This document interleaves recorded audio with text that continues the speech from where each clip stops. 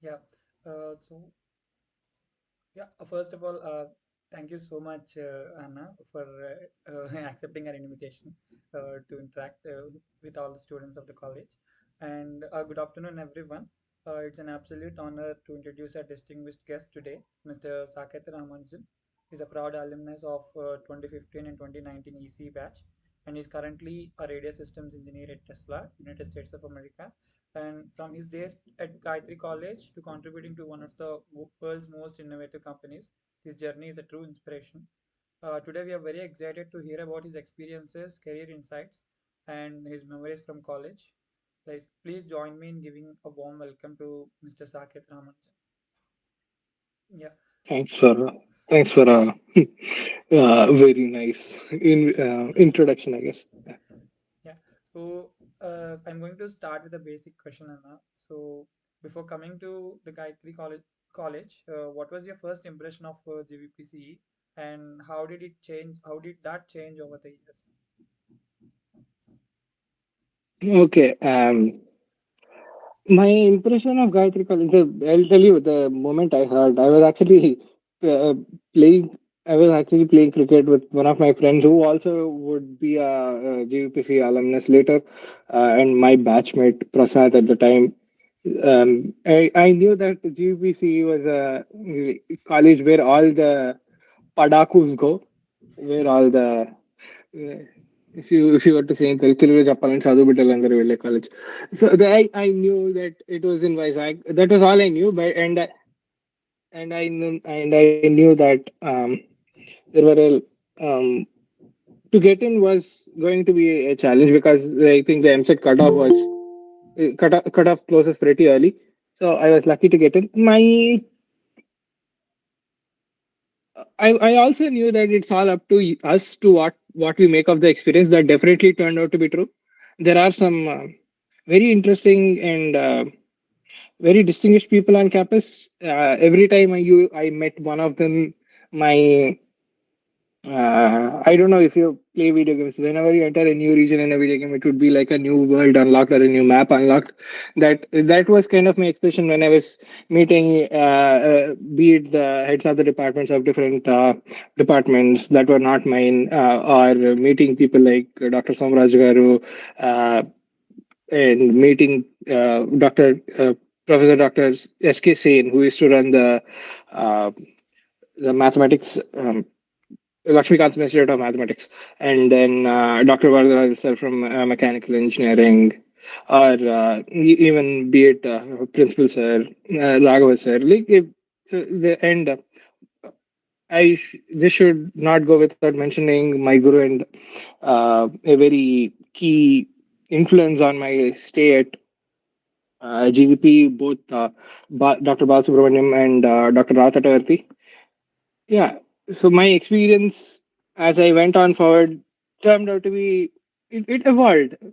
I think you have this an S curve where you start with a very high expectation and then it starts to dull down because of many reasons, and then you slowly start the curve going up. It was definitely like that. It was basically like what do you say? It was an sine curve, but in the onto the negative end of the spectrum. Okay. Yeah. So, do you remember your first day of or first lecture at GVP? Any interesting memories? Oh yes. I do have a very interesting memory of my first, if not rather the second day. Um, I happened to meet Dr. Raghava during the time of admission. During the time of admission, I did not know at that time that he was the head of the department for physics. So he was asking everyone, I was like, what would you want to do? What do we uh, like? What were our aims? I was like, "Mm, sir, India has done many great things in physics, but when is the last time? This is exactly the words I used. When is the last time that India has won a Nobel Prize in physics? And I also mentioned that I may not be the person that wins one, but I definitely aspire to do so or to make great contributions. So I say this, and I say this on day one, and day two he was showing us the lab physics laboratory. Even then, I did not realize. I thought he was only a professor at that point. Then he takes us into the lab, then introduces himself. Hey, everybody, my name is Dr. Raghava. I'm the head of the department of physics. I know a little physics, not like this classmate of yours. I was so very embarrassed in front of the entire class. That was a very fine memory that I had. That was how basically my first day was. Yep. Coming to your own department, do you have any memories? Oh, electronics, yeah. The second person that I would attribute to my first week experiences is Dr. Balasubramaniam. Dr. Balasubramaniam also used to be very interactive with most of us. So I did meet him in the very first week, and said I would like to tinker around it, all, everything, anything that's possible. And he was like more than welcome. And then he went on to guide me. Not just him, even Dr. Deepika Rani and the other faculty. But mostly Dr. Balasubramaniam was the first person that I met. If you ask me about a very very particular memories, and I don't think these are the influences you will have, but this is something that most of the department will remember me as. I was that guy who was who started going less and less to the class as my years at JVP went on. Um, I think you would remember Vatsav, back when I was on campus in November. One of our professors introduced me to you as, hey, there used to be a guy that used to sit outside the HOD's office looking for attendance. That was me. Hey, but I had the right reasons to stay out of class. I was working on something else. I was working for two startups at a time, and I also was working on one national level competition at the time. So I think I get that slap now. I can also relate to it, as you know. Yeah. So, like, Yeah. what was your favorite spot on campus to relax? Or like the campus is very much small, Oh, I can get it, but in Vizag, so to study or relax or it, hang out with friends. on campus, to my most of my studying did actually happen in the hostel. Believe it or not, I had very supportive and like-minded roommates per se. So I used to hang out most of the time with them. At the same time, we also used to study with them. Another advantage I had was my roommate was my CR. So Okay. he used to help me out in many things. And he also used to tell, hey, this is a lecture that you might want to pay attention to in case I was missing too many classes that week. Um, when, but yeah, hostel was definitely a very good spot to study later in the night. And if you ask me on the campus, for most of you who know or who don't know, I happen to be a trained musician, just like your host here. Uh, I I turns out I played keyboard and I also sang for a while. So I was imbibed into the Gayatri College Cultural Club in my very first year, and I spent a majority of my time after college there, either making music, playing music, or meeting with my seniors. Oh, now that reminds me that most of my favorite spot was a senior's room called Saiteja. He used to be in the. I think he was 2 years senior to me. Yeah, it was it was their room, and then most it happened to be continuously senior's room. In the first year, it was the fourth year's room. In the second year, it was the third year. That it went on. Okay. So also, I want you to be very frank on this. So as you said, CR is your roommate. Did you anytime manipulate your CR for attendance or something like that? No, no, my CR would tell me. My CR would preemptively give me a. It is not manipulation, but it was mostly like he used to give me a math. Like he used to say, "Hey, you are if you don't attend these many, we used to have a math. If you attend these many classes from now on, you will be safe. If not, you will have to go beg for Okay. attendance." That was literally the stance he used stats that he used to give me, and I definitely followed it. But when push came to shove, I definitely had to go ask for a lenient sentence on my attendance. Okay. So as you said, you're working on two startups and a national level competition at that time, and you are very lack of your attendance. So based on that, how did you balance your academics with extracurricular activities? As you said, you are a good musician in the GCQ also during college times. Okay. I was very attentive in my until my third semester. I think, which is until when you need to 100% pay attention to most of your academics. Actually, until 3-1 would be a very good time, the first semester of the third year. Uh, how did I balance was I I don't know what kind of childhood different kind of people may have had. My upbringing and my childhood definitely helped me in this because I was always tightly packed with so many things to do in a day. Um, and for those who don't know, Watsav also happened to be in the same school as I did, so he will relate to this. We used to have a lot of things. Uh, uh, Most of the people that were in my school and in my class used to go to music at 7 to 8 a.m. and then go to school from 9 to 4, do taekwondo from 4 to 5, and then go to some other tuition 5 to 8. This like so our day was already 18 hours, almost 18 to 20, like 16 to 18 hours long. We got used to that, so properly scheduling things and knowing what were the important subjects and getting in touch with the right seniors, those were the things that really helped me understand and balance my timings. uh, Culturals were mostly after hours, so I used to make sure that they were after hours if they actually came in the way of my education, or whenever they were taking too much of my time during the year. This actually went on to be uh, not so in tune with what I wanted, but ultimately we tried as much as we can to push it to after hours. Okay. So instead of managing all the time we have during exams, students may get some kind of stress or something due to various reasons. So in your exams times, how do you handle stress in college and now in work also? So how do you handle stress? And also, do you have any funny moment like exam time stories to share in our college? Funny moments. Okay, let me start with in the order of questions. So how do you handle stress? How did you handle stress during exams and also work? Uh, we used to mostly divide and conquer. One key thing was to we used to study every day, if not at least every 2 3 days, if not every day, so that we did not have a lot to cover in the end. Uh, there was never a case that we had to cover the entire syllabus in a night. We already knew what was going to happen in terms of what we needed to cover and what was new to us. So having a regular study schedule definitely helped me. The same thing with work.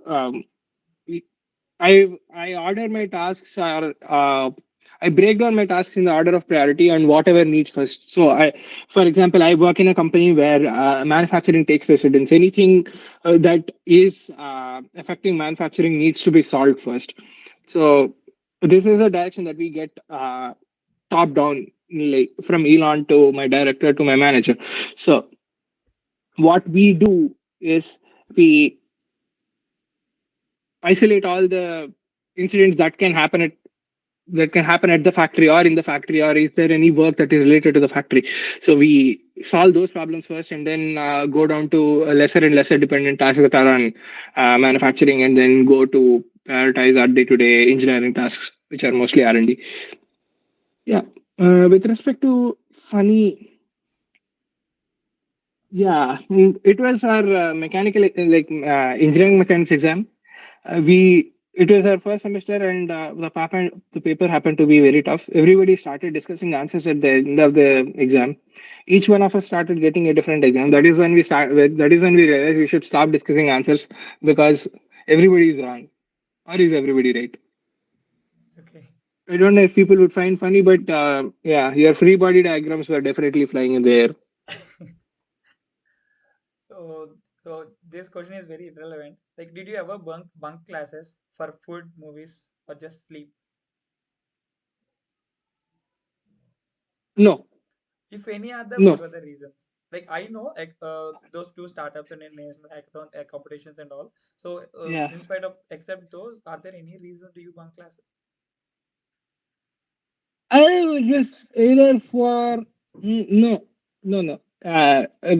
For any entertainment, no, no. I was people. I think I was too studious to go out of the campus. I was on campus all the time. When even if I was not in the class, I was on campus.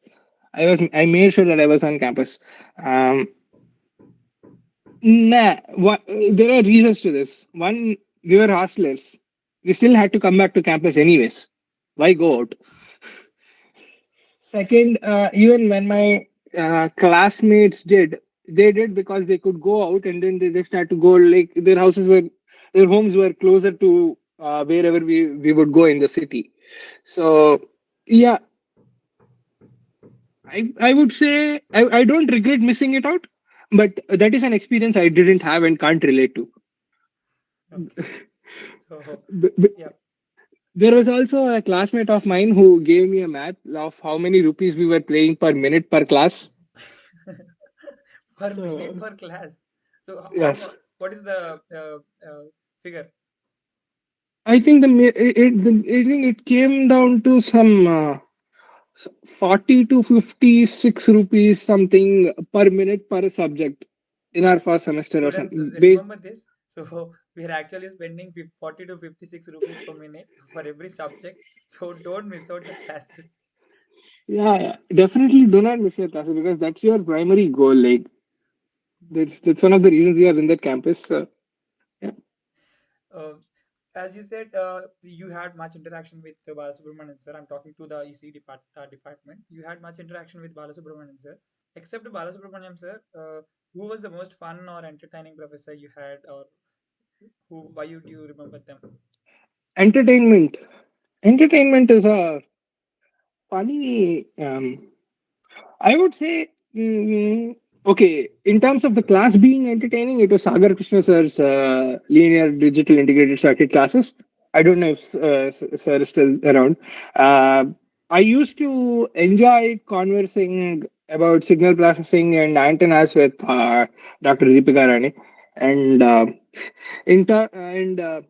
doc, Professor Anand Kumar, who is now Dr. Anand Kumar, and um, Dr. Biswal, who also has taught me a lot during my second year in terms of, yeah, he was also one of the reasons on how I learned to manage my time efficiently.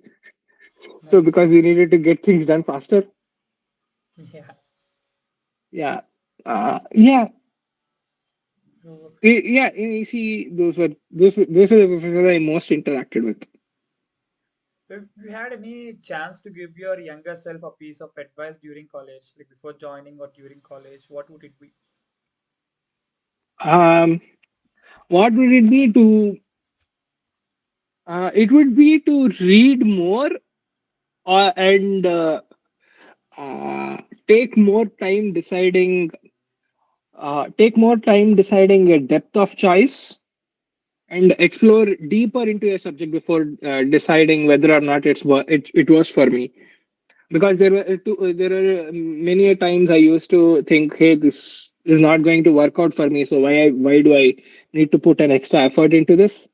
But looking back, I would have liked to spend more time in those subjects. They were indeed very interesting. Uh, I was not very disinterested, but and again at the same time I was not too interested that I could master that. I know it. I knew things on the surface level. Um, yeah, there is a part of me that would want to gain deeper understanding in certain things. Yeah, that way would be to read more.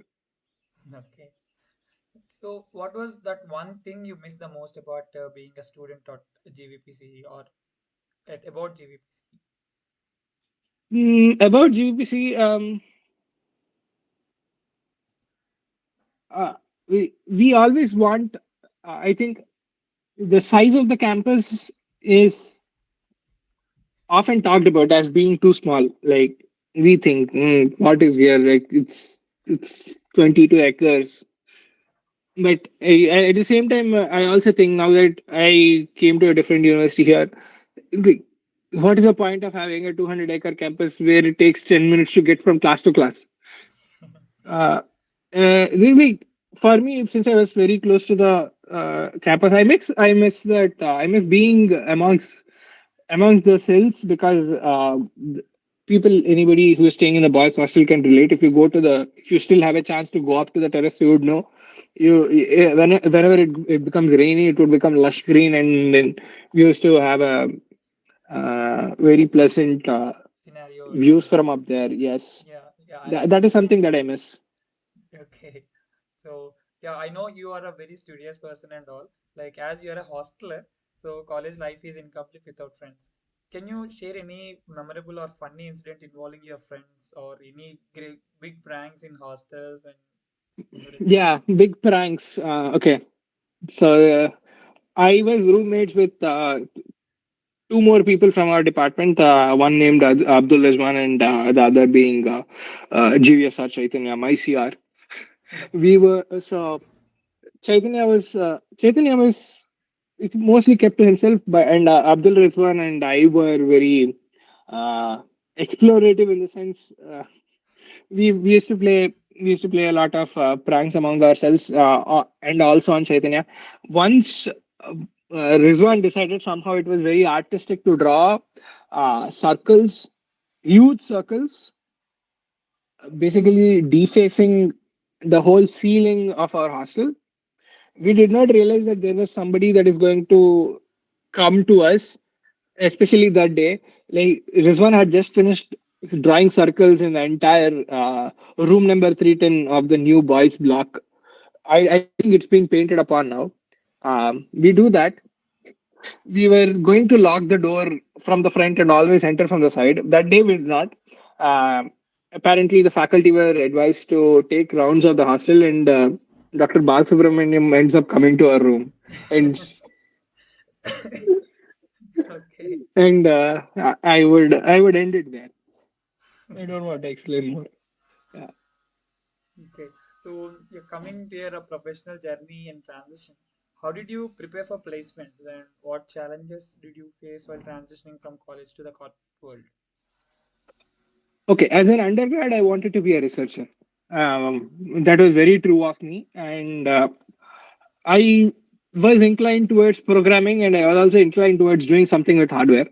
An interesting thing that happened to me was I was picked by the SARC, Dr. Tatabarti's lab, to work on photonics. And that is where most of my interest started towards signal processing and like developing hardware. A summer after my third year, shaped that. So I was like, okay, if I don't go, what happens if I don't take up a job? Do I have a backup? So what I did was I also used to attend a lot of local meetups. So I used to meet a lot of startup founders. Uh, I once approached one of the startup founders and said, "Hey, would you like to hire somebody who has done X, Y, and Z?" And he gave me a bunch of engineering tasks to finish. I did finish, and at the same time, I did sit for on-campus placements, but not for. I only sat down for. Um, TCS, which I ended up getting an offer from, but I did not. I rejected that offer because went and joined another startup called Roro Data. We were doing data analytics for sales for most food businesses, for merchants like Swiggy and Zomato. Um, After that, I ended up taking a full-time research job with Dr. Tatavarti for an year. I came back to the campus, finished whatever I was working on. How I prepared was mostly to build projects in the areas that I wanted to get a job in, and uh, develop technical expertise doing uh, by literally fiddling around with different things. Mostly, if it was electronics, I used to play around with Linux machines. I used to play around with Raspberry Pis that we used to have at the lab, setting up different sensors, playing around with them. Yeah. But in the masters, it's a whole different game. You need to be a very good subject matter expert. When I came here for my masters, I got deeper into what I had to study and what I learned in my university, and it comes down to fundamentals. It comes down to very basic questions because my master's is in electrical engineering with a focus in electromagnetics. I spent a lot of time understanding what and why S parameters uh, impact certain things that we do in the antenna and radio world. I hope that answers your question to an extent. Yes. So during your work at Tatwati Sir's lab in the SARC, what are the challenges you faced, like before joining the SARC and after joining the SARC? How did it help you to develop your skills and all? How did one of the key things that uh, I helped bring up there was to bring in like uh, s- a structure of organizational programming, and also to use version controls. Uh, Another thing that was challenging for me to solve was to use WebSockets to do real-time sensor data communications and run machine learning models to do live predictions. That was something that I had not worked on before. I had worked on taking data sets, using a pre-trained model, training it, doing validation and evaluations, but running inference live, that was something I have not done. That was one challenge that I was given actually to solve, and happened to solve during my time at Dr. Tatavardi's lab. That was a very interesting thing to do. Okay. So, like when you went to the masters to Arizona State University, so what was your first experience of ASU, and how did your journey happen in ASU? My journey to ASU was based on um, two reasons. One, I wanted to come here for signal processing, and I was looking at different labs. And two, I'm from Guntur, so there is no way I'm going to tolerate cold. I was either headed to Purdue, Michigan Tech, or ASU. In the last moment, I decided to switch my streams to electromagnetics. So turns out, if you had taken antennas and microwave engineering or antenna design theory in your undergrad, which is in your first half of the third year, three one, you would have read this textbook called Antenna Theory and Design by Dr. Konstantin Balanis. Dr. Balanis happens to be the chair of the engineering electromagnetics department here in ASU. No. So that many of last PhD student graduated the semester I joined. That was my starting point to get into that field. And one another was being very career oriented, like very thoughtful about what I'm going to do next. I knew that electromagnetics has a lot of scope into going into several fields, and at the same time, it was a very not so easy department to be in terms of scoring a very high grade. But if you do so, you'll end up in a very good position. Uh, that that bet turned out to be a very good one. I ended up pursuing uh, challenging subjects like millimeter wave terahertz, microwave solid state circuit design, and also my master's had a thesis component where I researched on millimeter wave radars. Uh, my journey in Asia has been challenging, that I needed to uh, always be on my toes about my first principles thinking, and how do I get back to my basics and solve the tiniest of the problems first, and then build a solution bottom up. Okay. So have you done, I mean, before joining the ASU, so for listing out the colleges, have you done your research like, okay, this is best for electromagnetics and this has that professor, and like, have you done it in that way, or why ASU? Mm, Yes, I did have a list of all the universities that I wanted to go to. I listed out what are the programs I'm going to choose there, and if I did enter into a specific program, which professor would I actually be inclined to be working with is what I looked at.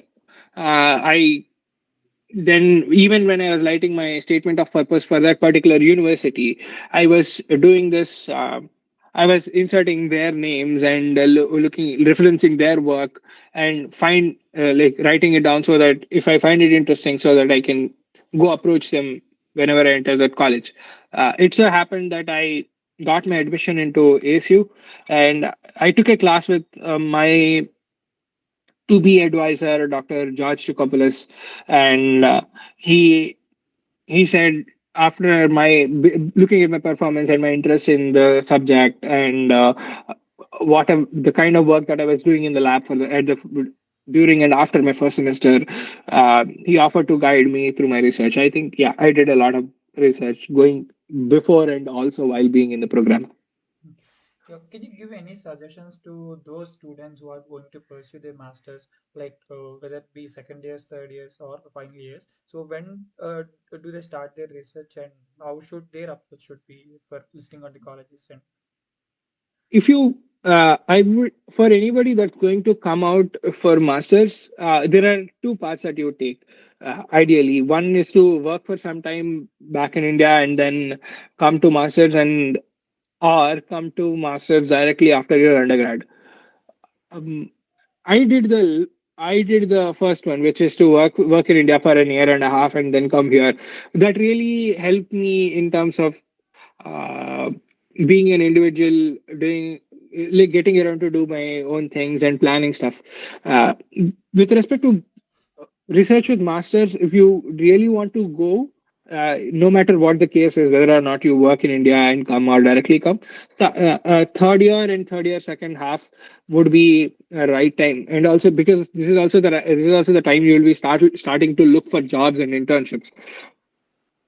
So uh, start your research as early as possible, and if you are applying for a university that has a GRE requirement, try and finish it in the first half of your fourth year, because your second half, and if not, the later part of the first half is going to go into your job search.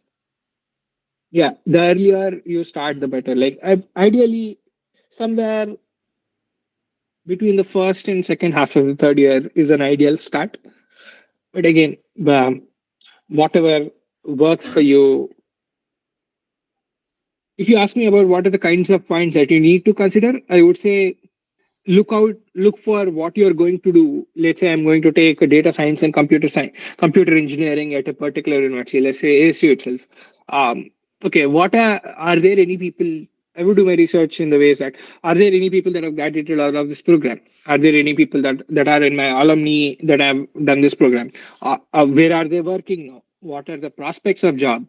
What are the prospects after 2 years after I start my program? Because that's when you will be applying for your jobs. That's when you'll be joining your jobs. Look 2 years ahead and plan from the uh, plan in reverse, in the sense like, well, let's say I want to get into this position. What are the different courses I need to take, and what is my path?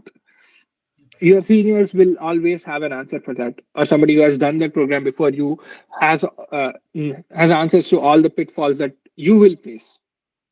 okay.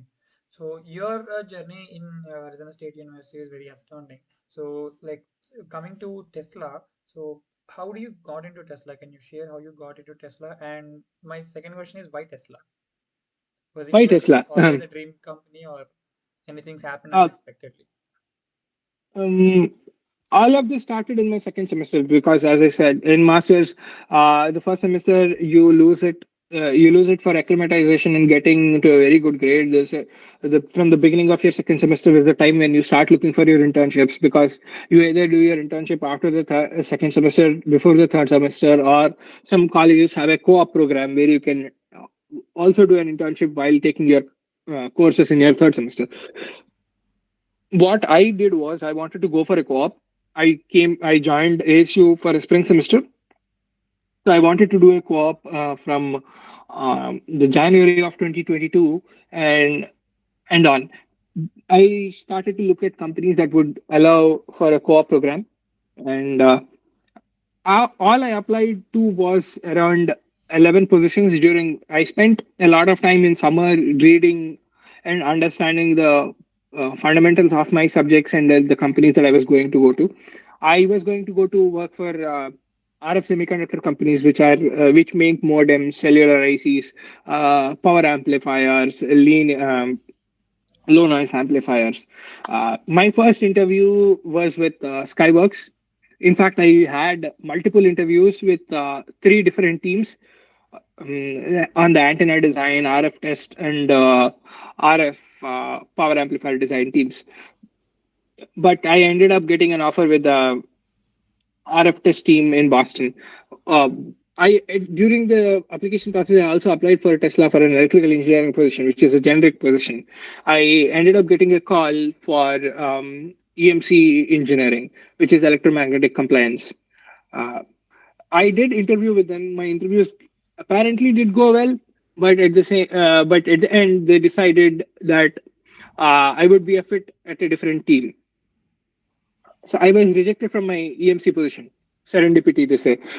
A week later, I get a call from my now manager saying, "Hey, the other team has shared your resume with me, and would you like to interview for an internship position with my team?" I said yes because I was not very sad that I had lost my previous opportunity. I was like, okay, let me apply to a different position at a different point in time. Uh, um, I interviewed with my current manager. I had successive interviews in 2 successive days, and I had a offer in my hand by the third day. The reason I did not go to Skyworks was um, I like Tesla's recruitment process because the speed at which everything happened showed me that if they really want you, if they have a requirement, if they really want you to work for a company, they would make the process smoother and faster to get you on board. Because my Skyworks offer had verbally come in a month earlier, but I still had not gotten my offer letter. So and they also knew that who leaves Tesla, right? Like Tesla is a very fast-paced company, and I also spent a major portion of my undergrad fantasizing all the great things that Elon does and all the things that happen inside the company. Once I got in, I was told that this is a position that could convert into a full-time position. So I worked hard and made sure that I did things uh, that had an impact on the functioning of my entire team, just not my work, by making it easier for the other team members to work with me and vice versa. I did have my full time conversion later that year, and then I came back to Tesla at the end of December for my full time. Okay, That's how it happened. cool. Can you briefly describe your current role at your Tesla for all the students here? What you do? Okay, I I primarily work on radio tuners. The radio tuners are the ones that you listen to radios in cars. But these radios have different standards in different parts of the world. If you say the general FM radio that you listen to, it starts around 87 megahertz and it ends at 107, 108 megahertz. Uh, but in the North America, there is a separate spectrum allocation called HD radio, which happens in band and on channel. If you go to Europe has a different standard. They are on a different band called DAB. So mm, I I along with my team, work on developing developing these tuners, getting them manufactured, and then integrating them into our cars from end to end, from the board bring up to, I mean, the electronics to the firmware to the UI that goes into the car. That's what we do. We also do a lot of in vehicle testing. We also do EMC testing. We do antenna testing, and on the side I also work on a lot of uh, data engineering stuff for the audio side of my team. As a The larger part of my team is what does audio experiences for the entire car. So yeah. The work you do is very impacting. So as we hear a lot about the Tesla and how would Elon work and how Elon teaches their employees, like treats their employees. So, like, how do you stay motivated when working on challenging or demanding projects at Tesla, like such challenging company at Tesla? Do you face any demotivated situations and all? Oh, it is very hard to be demotivated when you have the right team and the right manager, I would say. My team overall has a very positive environment. Everybody is willing to step up for somebody else. When there is a challenging as such, we look at it as an engineering problem that needs to be solved. At the end, the company has to make money. At the end, we have to sell our cars. Um, what what will it take for us to solve that problem? And what will it take for us to solve the problem in uh, less than optimal time, and make sure the product gets out and we start to work on more interesting and innovative stuff. That yeah, we stay motivated by trying to take little breaks, um, taking a pause, doing what is called context switching into a different project that we find interesting, and then coming back to solve what could have been a difficult problem once. Do you ever meet Elon? Like, how does he manage to do such lot of things all at a time? Like, he's been managing many companies at one time.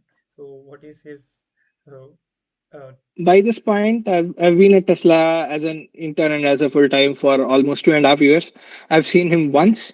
He had come to our lab, uh, and yeah, I did not have any conversation with him, but he definitely apparently regularly visits our autopilot team and has regular meetings with them, as we hear. Or you could see him tweeting on X talking about his visits to the office. How does he manage? I think he's overall a very brilliant man. He knows way around so many things. You would think, how would he find time? Even even I wonder, how does he find time to do so many things? But yes, yeah, he's a visionary. So that's okay? all I have about him. So, this is a kind of rapid fire or fun question. In one word, describe Tesla. Fast moving. Great.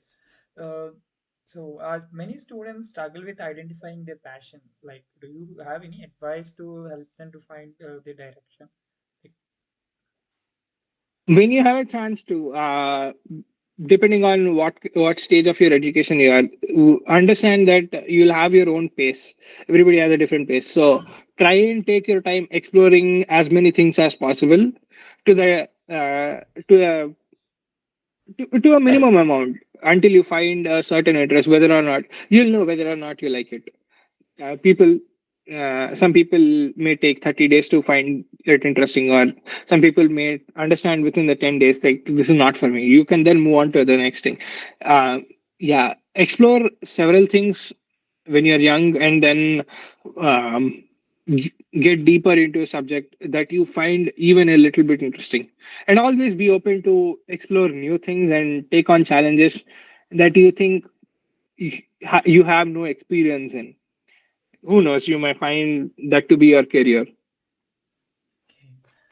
So in this real world, in the recent times, we need large language models or AI. It is being evolving in a fast pace. So being in a global tech company like Tesla, so as an electronic student or who is working there, so what is your take on this, and how would be it ECE students or CSE students be ready for it?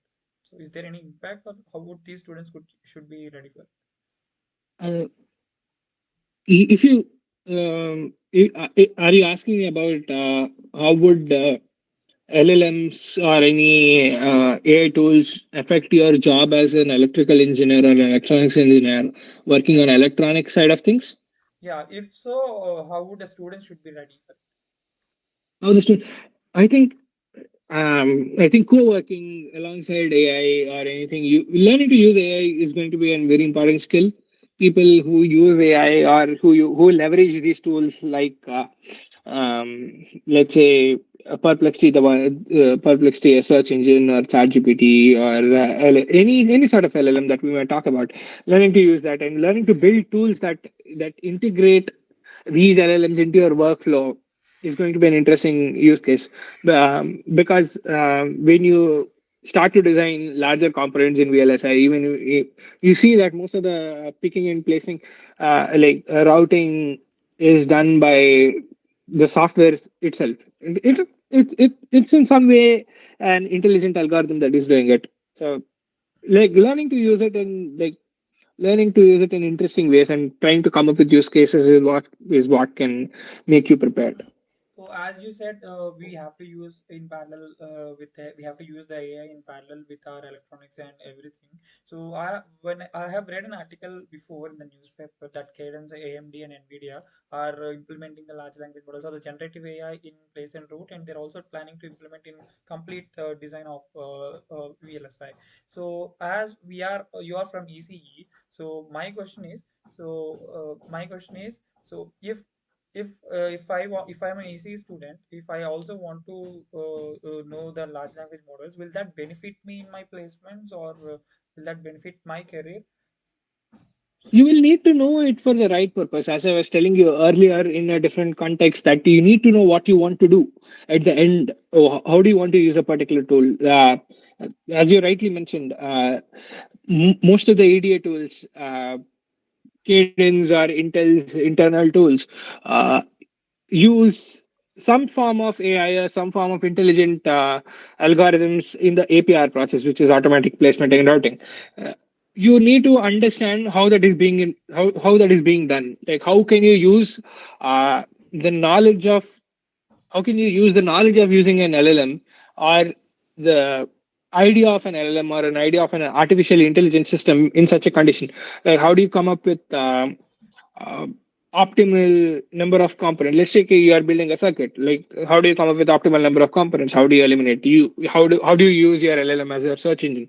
How do you use your LLM to make your calculations easier? Yeah, how do you use it as a research tool? Or how do you use it to come up with a better solution instead of just picking it off a random circuit? Like, learn to ideate with it.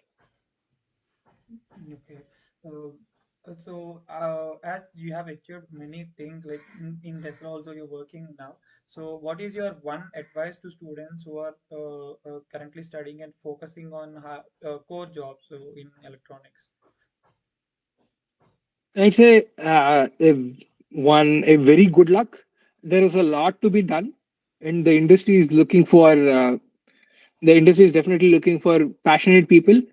If you are really going to be into an electronics career, learn to be passionate, and learn to delve deeper into the kind of problems that you're facing. Even if it's a challenge that you are not able to solve, try and understand why you're not able to solve. That is one advice that I would give. And always shoot your shots. Like, reach out to people that you think may not be available. Just cold email them, send messages on LinkedIn. um, right, yeah. Try one, be passionate, reach out, and then yes, good luck, I guess.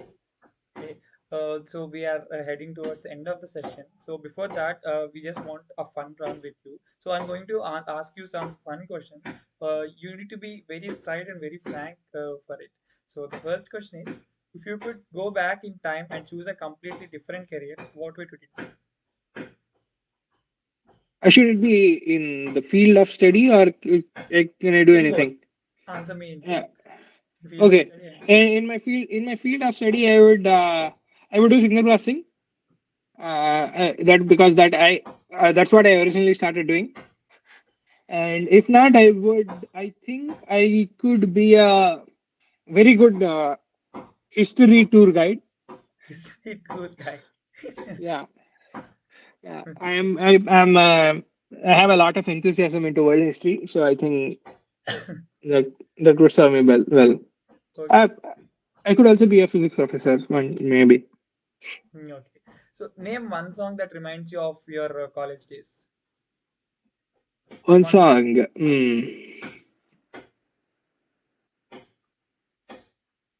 I think, yeah, Tangame Onatan, because that was the first song I actually apparently sang on a non-devotional stage on campus. தங்கமே உன்னத்த தேடி வந்த that song. So the next question is, so we all know about the college hostels food and all. So what is your favorite dish of your college hostel mess? College hostel mess favorite dish. I think vada and upma. When it is made with when it was made proper. No, 1 week after you complain everything when everything's are right. That week's vada and upma. So first we have to complain and then we get the right food in the college hostel. So, the next question is, if you could trade jobs with anyone for one day, who would it be and why? Who would it be? Okay, trade jobs. Okay, this is an interesting question. Um,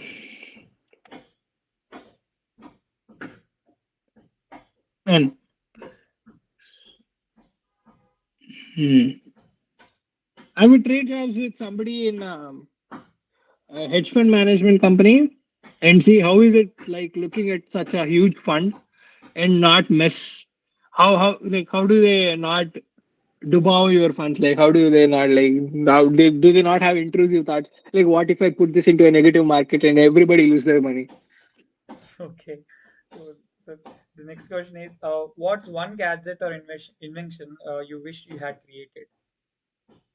I had created um okay, this was an engineering. This was an idea that we had in engineering. We really wanted to do rechargeable and swappable batteries for bikes that actually had come up. So that is something that I wish we had done. I had done. Okay. So this is at the end of the session. So students, do you have any doubts? You can ask Saket, Ramanujam, Anna. So if students are having any doubts, you can directly ask Saket sir.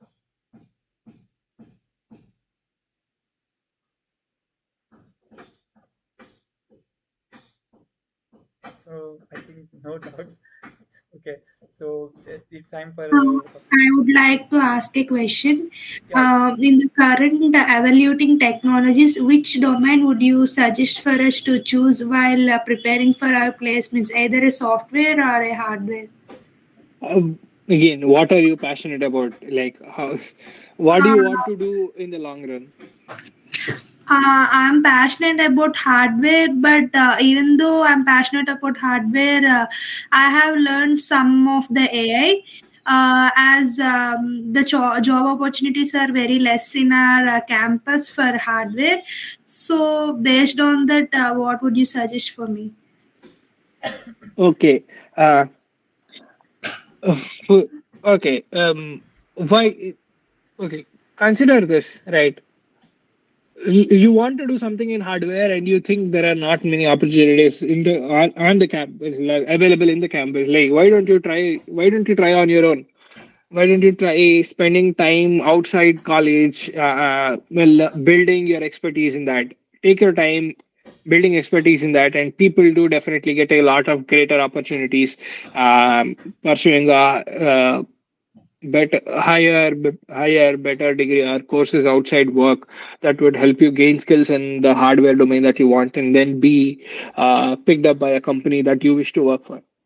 I If you are talking about it also depends on what stream you are. If you're talking about VLSI, you could definitely reach out to a couple of my batchmates. Vasu has I think previously been on this series of talks. Yeah, Vasu Search is actually planned in the 22nd December. Okay, yeah. So yeah, Vasu will soon come and give you ideas about what to talk about, like what are the things you can look at if it is about VLSI. If it's about product management or building actual hardware stuff, you could talk to either Vidyasagar from my senior batch or uh, Ashok from my senior batch. Ashok is an engineer at I don't know if you know about Nice, the company that's starting to be a competitor for boat in India. So he's one of their leading product engineers there. I hope I answered your question, whoever that was. Okay, sir. Thank you. Yep. So students, are there any questions you can ask? Yeah, I do have a question. So I'm a student planning to go for MS. I have done with all the tests and I shortlisted some universities too. And I'm passionate about information management science. So are there any university suggestions or recommendations would you like to give? I think that is a question I would take offline, like because that would become a lengthy discussion here. Uh, if you wish to, you can shoot me an email. I'll just drop it in the chat. Yeah, You guys sure. can, yes, yeah.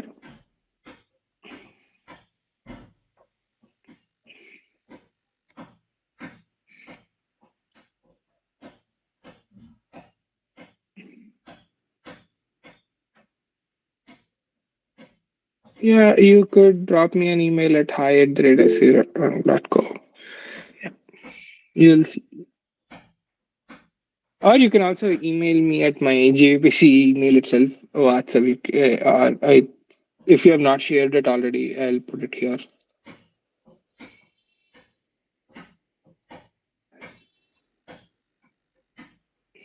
Meanwhile, if anybody else has any question, you could definitely go ahead and ask. Meanwhile, if any students are having any questions, you can ask.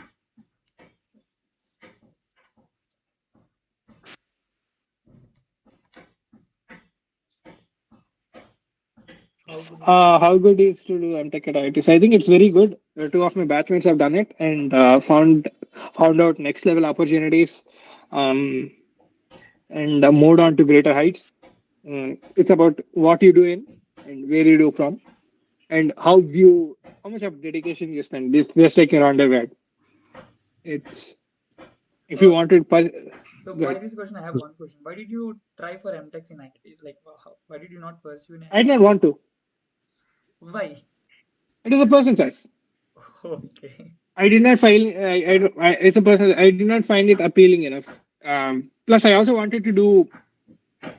A master's or PhD later in a physics-related stream like astrophysics or radio astronomy, and yeah, I don't think I had enough guidance to do so, or rather, I was too lazy to research. I'll be very honest with you. Plus, I was not going to study that hard. Hello, Saket. Yes. Yeah, my name is Rohit. You may not remember me. I tried to reach you a couple of months back ago. I have done the same research work with Professor Dr. Rao Tatvarthi, same as Yes. you. Yeah, you remember? Yes, I do. Yeah, he's been missing you. He has asked me once about you, and so Yeah. I guess I came up and Sure. to say hi or something. Sure, I will. Yeah, I'll shoot an email. Yeah, there is a exciting work moving on with him. So I have been in association with him for almost 2.5 years. So Yes. I'm going to complete this, apprenticeship or fellowship at following year. I've already applied for some universities to pursue my master's in data science. As I've already informed you, you told me to go ahead with that list. So yes. Yeah, I just came to know that you're meeting juniors, so I just wanted to say and hi to you. Hi. We'll get in touch in the regular way. We get in touch. Yeah. Once I messaged you and you told me that you were in traveling or in transit and you could not reach me. Yes. Yeah. So my rather simple question is that I'm really mad about data science. Like I want to drive solutions or take solutions from data, only from data. And also the same work was done with professor also during this time, using Vidur pipeline technology and everything. So what you've done with all specimens, we are taking that as reference and extended industry level, another industry, JSW. So, for an electronics undergraduate like me, will there be any obstacle if I pursue data science or something like that? As I said, this should only be an added advantage to you because you have an additional insight into how signal processing algorithms work. Yeah. If you do your work right, and if you properly get into the fundamentals of what data means to what, how do you recognize patterns, and how do you process certain data, how do you get into the core of an algorithm, understand the mathematics, it should definitely not be a problem. In fact, as I said, it will be an added advantage. I've also mentioned this in our previous conversation to you. Uh, you should definitely look at it from an angle like what is a different perspective that I can bring to a specific problem as an electrical engineer or electronics engineer. Given most of our work is math intensive, Yeah. start looking at it from multiple angles, and you'll start to find solutions. Okay. And try and be competitive. This is one advice that I wanted to give out. And always, juniors, friends slash whatever, um, try and try and build projects on the side. Don't be dependent on what is being taught in class or what is just asked, what's being just asked of you to do. Always do things on extra and also on the side, so that you have more than enough to talk about when you're asked about an interesting problem that you've solved. Okay. Yep. And also, I have already dropped some application to some of the university. I would like to know your Let's take view. this offline. Yeah. Yeah. How did you manage analog part of our core? Many of us are feeling to do. What do you mean, analog integrated circuits or analog communications?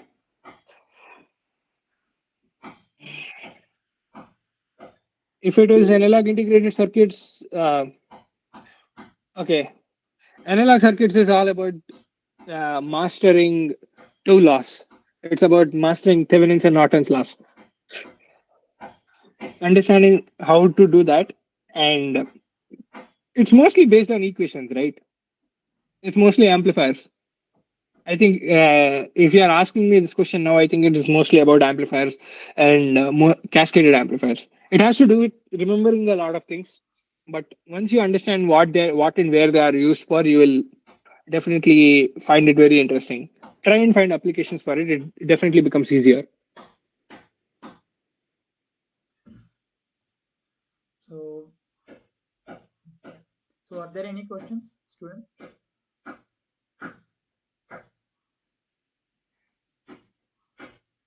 So, if you have any more questions, you can ask, or we could wind up the session. Yeah. If you don't have any questions now, or if you think you will have any questions for me later, you can just email me at the email address is shared in the chat. You can always do that. I'll respond whenever I can. Please do connect with me on LinkedIn if you wish to. And yeah. So, thank you so much, Saket sir, for giving your so much valuable time. So I know you are very busy. I know in spite of your busy schedule, also you have given 1 hour 4 minutes of your time. So I think we This are is very fortunate or starting. lucky to have you here. IEEE student branch GVPC is very fortunate to have you here. So once again, thank you so much on behalf of IEEE SB GVPCE. So I forgot to introduce myself. My name is Srivatsa. So IEEE SB chairperson currently. So I'm also having a plan to pursue masters in your footsteps.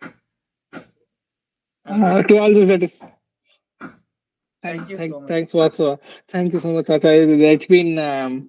Um, it's been an there have been some very interesting questions in this conversation, and everybody give it up for Vatsa too.